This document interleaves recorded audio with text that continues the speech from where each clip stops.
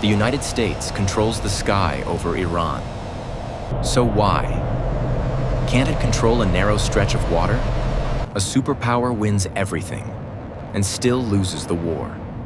It has happened before, not because it lost battles, but because it lost control of something more important. And that's where this story begins. Because what's happening right now doesn't look like a losing war. Missiles hit their targets, air defenses collapse. Everything looks like a victory. By every conventional standard, this should already be over. But it isn't.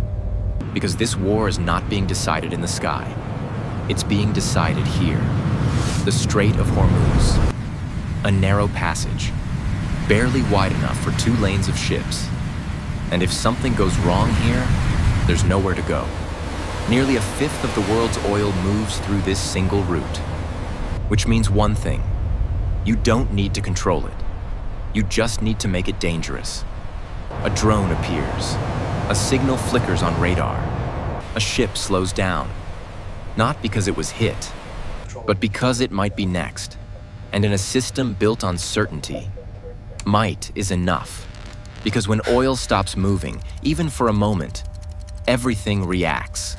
Prices rise, decisions change, pressure spreads, not on the battlefield, but across the entire system. And the side that can disrupt that system doesn't just influence the war, it begins to shape what happens next to the world. Not in the sky. This is where the war actually happens. Not in the sky, but here. The captain doesn't see missiles. He doesn't see enemy aircraft. He sees a route, a narrow line across dark water. 2 lanes, no space to turn. And if something goes wrong here, there's nowhere to go. The Strait of Hormuz. Every ship that enters this passage is forced into the same path, the same direction, the same timing. Which means one thing: they are predictable. And once something is predictable, it becomes vulnerable. A missile doesn't need to search. A drone doesn't need to guess. It only needs to wait. Because every ship that moves through this strait is already a target before it's even seen. And that changes everything. Because this strait doesn't need to be closed. It only needs to feel dangerous. A signal appears on radar, then disappears, unidentified. It could be nothing, or it could be a drone. And in this place, that difference matters. Because risk doesn't need to be real. It only needs to be possible. Not a decision made thousands of miles away. Can stop a ship from moving at all. Insurance rates spike. Routes are questioned. Ships hesitate. Not because they are under attack, but because they might be. And in a system built on constant movement, hesitation is enough to break it. One ship delays, another reroutes, a third waits. And if enough ships hesitate, the flow begins to slow. Not dramatically, but enough. Because oil doesn't just exist, it moves. Through schedules, through contracts, through supply chains. And if one part slows down, everything feels it. A refinery waits, a shipment doesn't arrive, a price begins to change. Because markets don't wait for reality. They react to expectation. And expectation is shifting. Because the system is no longer certain. Not closed, And once but dangerous. certainty disappears, everything becomes fragile. And this has happened before. In 1973, gas stations ran out. Lines stretched for miles. People waited, Not closed, not but knowing dangerous. if fuel would arrive. Not because oil was gone, but because access was uncertain. And uncertainty spread faster than shortage ever could. That's what's happening again. Not a collapse, but a pressure building. Quietly, relentlessly, until the system itself starts to feel unstable. And once that happens, the battlefield begins to change. From the sky, it looks like victory. But on the ground, nothing is under control. Targets are hit, air defenses collapse, command centers go silent. Everything looks clean, finished. And for a moment, it feels like the end. But it isn't. Because this is the kind of victory that has misled empires before. In 2003, the United States invaded Iraq. Within weeks, Baghdad fell. The war was supposed to be over. Instead, it had just begun. Because what followed was not a battlefield. It was something harder to control. A drone appears, a ship turns back, a deal is canceled. No single moment, no decisive blow, just disruption. And disruption is enough. Because each small interruption adds pressure to the system. He's turning around. And every day this continues. Deal is canceled. The cost doesn't just rise, it multiplies. Across shipping routes, across energy markets, across entire economies. This is where the logic begins to break. Because the United States is fighting a war that assumes control leads to stability. But this system doesn't respond that way. It responds to uncertainty. You strike one target, another appears, you remove one threat, another replaces it. Because the goal is not to win a battle. It's to keep the pressure alive. And as long as pressure exists, the system remains unstable. There is no single moment where victory becomes clear. No strike that ends the conflict. Because this is not a war of positions. It's a war of time. One side needs this war to end. The other only needs it to continue. And that's a much easier objective. Because the longer this continues, the more the balance shifts. Pressure builds, costs spread, decisions become harder to delay. And that's the moment everything starts to change. Because dominance in the sky no longer guarantees control. And the longer that gap exists, the more something else begins to take over. The deal is off. This is where the war stops making sense, and geography takes over. Because once you enter this space, you don't choose your path anymore. The Strait of Hormuz forces everything into the same line.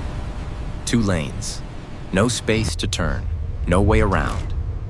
And once a ship enters, it is already exposed, already predictable, already a target. A missile doesn't need to search. A drone doesn't need to guess. It only needs to wait. Because every ship that moves through this strait is forced into the same corridor. Again, and again. And every ship that enters is already a target before it's even seen. In most wars, strength comes from movement, from flexibility, from the ability to adapt. But here, there is no flexibility, only constraint. And that changes the balance. Because geography doesn't respond to power. It doesn't break, it doesn't retreat, it doesn't negotiate. It simply exists, and everything else has to adjust. This has happened before. At Thermopylae, thousands held back an empire because the land refused to give it space. Centuries later in Afghanistan, powerful armies entered with overwhelming force. And still, they couldn't control the terrain because geography removes advantage and turns strength into limitation. That's what's happening here. The United States can dominate the air. It can strike targets across the region. But it cannot change the shape of this strait. It cannot widen it. It cannot hide the ships moving through it. And it cannot remove the risk. Because the threat doesn't need to be constant. It only needs to be possible. A drone appears. A signal is detected. A missile is launched into open water. And that's enough. Because the moment risk becomes real, behavior changes. One incident becomes a headline. And a headline can move markets faster than any missile ever could. Shipping companies hesitate. Insurance costs surge. Decisions slow down. And once that confidence is gone, it doesn't come back overnight.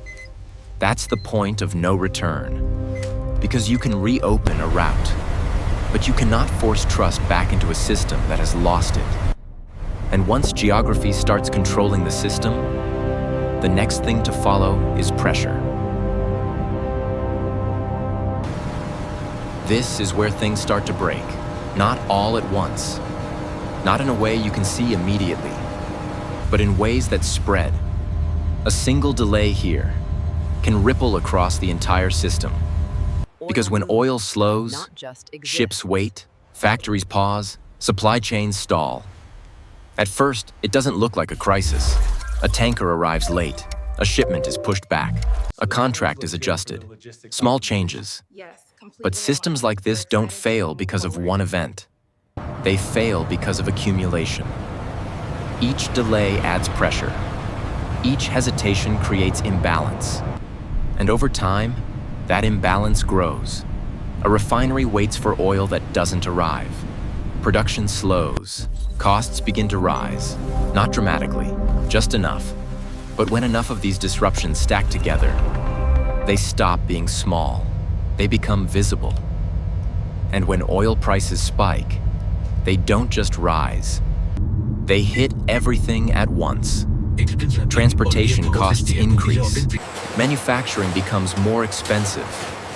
Goods take longer to move and cost more when they arrive. And that pressure doesn't stay inside the system. It reaches people. For millions of people, it feels like everything is getting more expensive at the same time. Fuel, food, energy, all rising together, without warning, without a clear cause. And this has happened before. In 1973, gas stations ran out. Lines stretched for miles. People waited for hours, not knowing if fuel would arrive. Not because oil disappeared, but because certainty did. And once certainty is gone, behavior changes faster than reality. That's what's happening again. Not a sudden collapse, but a slow unraveling. Because once the system starts to weaken, it feeds on itself. Rising prices create fear. Fear creates hesitation. Hesitation slows movement even further. And once that cycle starts, it becomes harder to stop with every turn. Because every reaction adds more pressure. Every delay creates more instability. Until the system is no longer stable at all. And that's when the real problem begins. Because this is no longer just about oil. It's about inflation. It's about the cost of running entire economies. It's about how long that pressure can build before something breaks. And once that pressure builds, someone has to respond. And every response comes with a cost.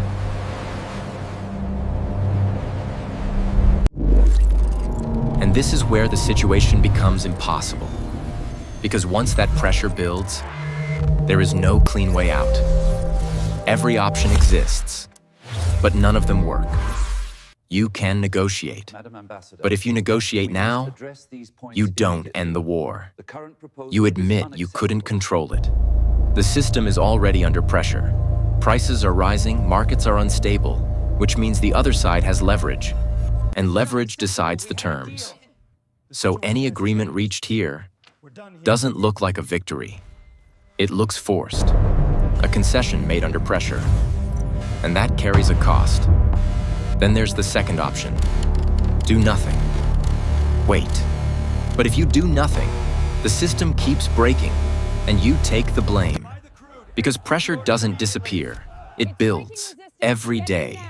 Prices rise further, costs spread wider, uncertainty grows, and eventually, doing nothing becomes the decision. One with consequences. Markets react, governments respond, time runs out. So doing nothing isn't neutral, it's a risk.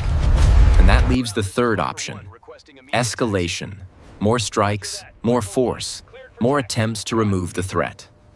On the surface, it feels like control, but escalation doesn't solve the problem. Because the problem isn't a single target, it's the system itself. You strike one site, another appears.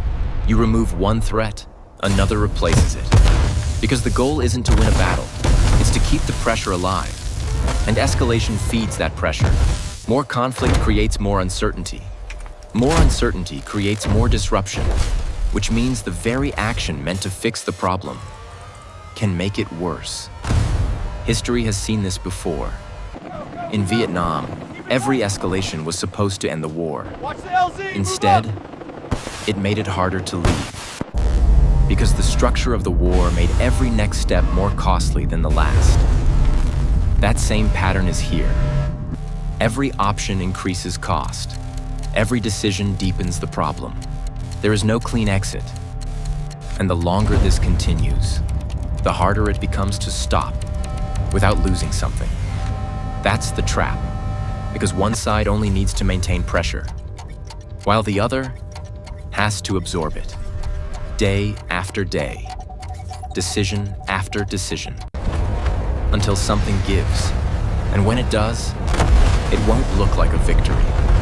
It will look like a shift. This is the part history doesn't make obvious, but always repeats. Because these kinds of wars don't end the way people expect. Not with a clear victory, not with a final battle, but with a shift. Rome didn't collapse in a single defeat.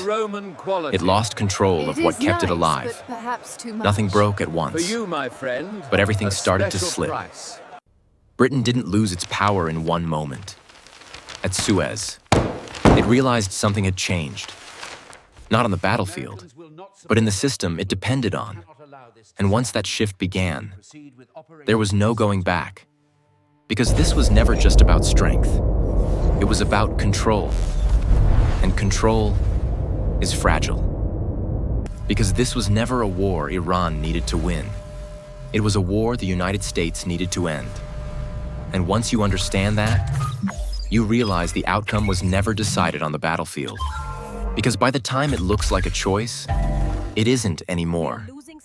It was decided here, in pressure, in uncertainty, in a system that cannot stabilize under strain, because power doesn't disappear overnight. It shifts, slowly, quietly, until one day, it's no longer where it used to be. Systems don't break, they adapt. And that's what makes the change permanent. And by the time most people notice, it's already happened, not the war, but the outcome. Because the system is no longer the same. And once it changes, everything that depends on it changes too. And sometimes, that change begins in a place no one expects. A narrow stretch of water, where nothing explodes, but everything starts to shift.